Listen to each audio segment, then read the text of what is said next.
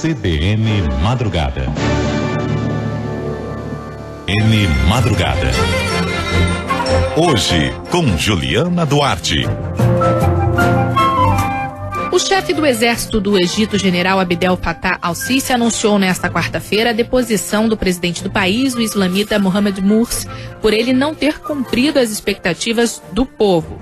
A notícia da queda de Morsi foi recebida com fogos de artifício na Praça Tahrir, no Cairo, palco da revolta popular que derrubou o ditador Hosni Mubarak em 2011, no contexto da chamada Primavera Árabe. O plano das Forças Armadas inclui ainda a suspensão da Constituição e a realização de eleições presidenciais antecipadas. Sobre este assunto, converso com o professor de Relações Internacionais da Fundação Armando Álvares Penteado, professor Bernardo Val. Olá, professor, bom dia, tudo bem? Olá, Juliana, bom dia, tudo bem, e você? Tudo ótimo. Professor, que análise o senhor faz desse anúncio do Exército? Esse anúncio do Exército, o que ele nos mostra? Ele nos mostra que o Exército continua sendo o fiel da balança na política do Egito, como em toda a história do Egito moderno, desde a sua fundação em 1952 por um golpe conduzido pelo coronel Gamal Abdel Nasser. Quer dizer, a gente pode chamar então que isso é um golpe militar? É um golpe, sem dúvida nenhuma, que a deposição do Mohamed Morsi é um golpe, considerando que o Morsi ele foi eleito democraticamente e que ele foi retirado do poder à força, ainda que através de um ultimato. Isso é um golpe e mostra, como eu falei anteriormente, justamente que o Exército ainda mantém esse poder como o ator principal da política dentro do Egito. Nesse caso, alguma coisa chama mais atenção? Porque nesse caso, a gente pode dizer até que foi um golpe com hora marcada, né? Foi um golpe com hora marcada e também um golpe anunciado. O que chama atenção, talvez no que a gente possa denominar como verão egípcio, chama-se esses eventos no Oriente Médio pela designação mais geral de Primavera Árabe, e no caso a gente fala aqui especificamente da Primavera Egípcia, embora cada um dos fenômenos tenha suas especificidades e seja difícil então colocá-los todos sob esse guarda-chuva de Primavera Árabe, mas no caso o verão egípcio, não é? O que é interessante notar então no verão egípcio é que, se por um lado, anteriormente, o exército ele preparou o caminho para o Mohamed Morsi assumir o lugar do presidente Hosni Mubarak, agora o exército ele pavimenta o caminho para que a oposição ao Mohamed Morsi ela assuma o poder. Então aí talvez esteja uma novidade interessante para a gente prestar atenção. E aí o que isso pode significar? Isso mostra o seguinte, mostra que o governo do Mohamed Morsi não conseguiu resolver os problemas do país, basicamente lidar com a questão da economia política.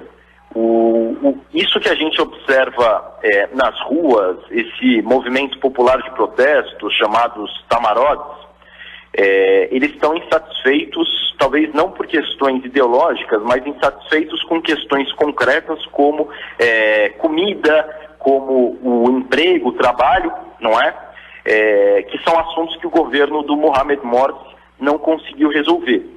E diante disso, essas manifestações elas foram às ruas para reivindicar os seus direitos e agora a oposição ela começa a assumir o poder e devemos ficar atentos para verificar se a oposição ela vai ter condições de resolver essa situação da economia política do Egito.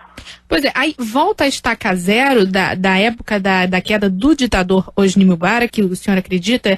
Ou acredita que houve evolução nesse processo? A sua pergunta ela é muito boa, porque ao mesmo tempo que a gente pode observar uma volta à estaca zero, a gente também pode observar uma evolução. E eu vou explicar o porquê, começando pela estaca zero. A estaca zero seria no seguinte sentido, no sentido de que o exército ainda é o fiel da balança, ainda é o poder predominante na política do Egito. Então, isso que a gente observa com o golpe e a deposição de hoje seria basicamente mais do mesmo. Mas, ao mesmo tempo, existe uma novidade. E qual que é essa novidade? A novidade é que houve eleições democráticas no Egito, aquelas que levaram o Mohamed Morsi ao poder, e ao mesmo tempo a arena política do Egito, ela se ampliou para a entrada de novos atores. Então, se há algum avanço nesse um ano do governo do Morsi, é justamente essa, de certa forma, ampliação da arena política.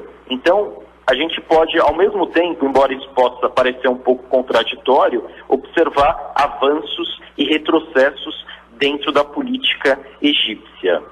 Agora, qual será o grande desafio, então, nesse processo de transição? O grande desafio é a manutenção da ordem dentro do Egito. O exército, como o grande ator político, está muito preocupado com a questão da ordem, com a questão do Egito não caminhar no sentido de um caos. Esse é o grande desafio, e o exército se vê como o ator legítimo para manutenção dessa ordem. Então, a grande questão é justamente essa, da manutenção da ordem. Isso independentemente de que governo, de que ideologia esteja no poder. Isso, inclusive... O grande desafio é esse, né? Para onde que o Egito vai caminhar, e o caminho que o Egito vai seguir, ele depende muito dessa situação, dessa condição da ordem interna. E isso, inclusive, é uma preocupação também de Morsi, que pelo Twitter exortou a todos que ficassem calmos, tranquilos, né, e evitassem derramamento de sangue, né? Exatamente, isso talvez até explique o porquê a saída dele da sua posição. Ela foi uma saída, de certa forma, pacífica, embora ele tenha denunciado a movimentação do exército, ele, assim como a Irmandade Muçulmana, essa movimentação como um golpe de Estado, justamente para evitar maiores tensões, não é? É muito provável que haja toda uma movimentação por parte da Irmandade Muçulmana e também do seu braço político e do próprio Morsi, no sentido de uma resistência civil. É muito provável que a Irmandade Muçulmana, que esperou tanto tempo para se engajar e se estabelecer abertamente na política, ela vá enveredar pelo caminho da resistência civil, usando até mesmo violência em um cenário mais pessimista. Não inicialmente, é claro, mas essa resistência civil ela pode eventualmente levar até uma situação de violência, que é o cenário menos desejável. Poderia levar a uma guerra civil, por exemplo? Existem analistas que têm considerado essa possibilidade. E quando a gente pensa em questões de segurança, geralmente os cenários mais pessimistas, eles estão em vista também. Então a gente precisa levar isso em consideração, embora essa possibilidade ela não seja das mais prováveis. Agora, existe uma diversidade de correntes políticas. Como chegar a um governo que dê voz a todas essas correntes? É uma dificuldade, né?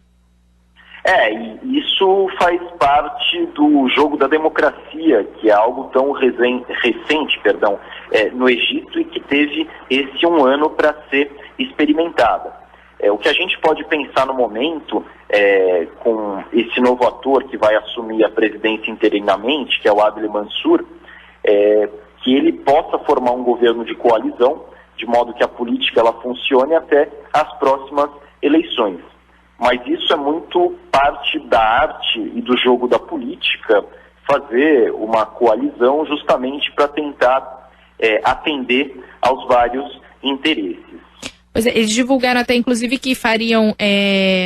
seria criado um plano de reconciliação nacional com a presença de grupos de jovens que estão nas ruas, que pediram a renúncia do presidente. O senhor acredita que isso realmente vai ser feito?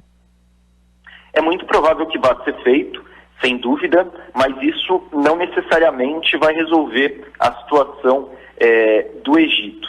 E eu vou explicar o porquê. Porque se a gente olhar um pouco para o passado recente, a questão da Primavera Árabe e a sua manifestação no Egito, a Primavera Árabe ela trouxe um ímpeto de mudança, mas na prática poucas personalidades foram trocadas, poucos regimes caíram e muito caos ele foi deixado em todos esses levantes, não é?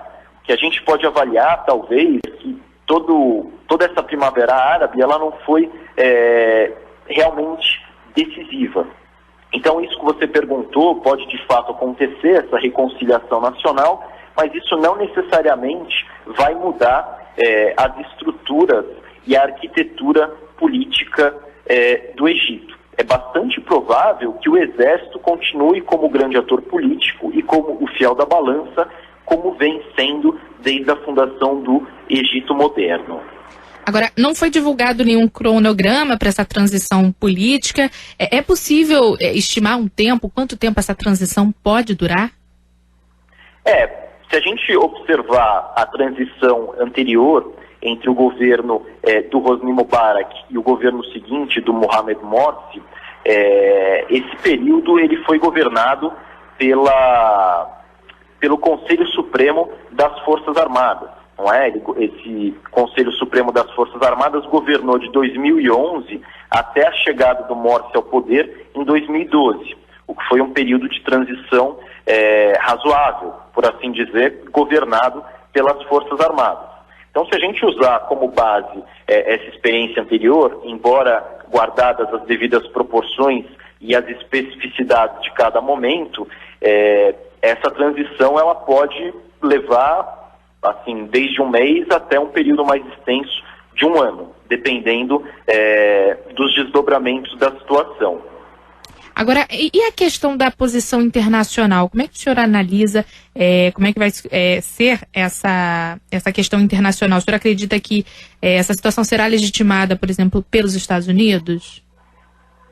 É muito interessante a gente examinar a posição dos Estados Unidos em relação ao Egito, por quê?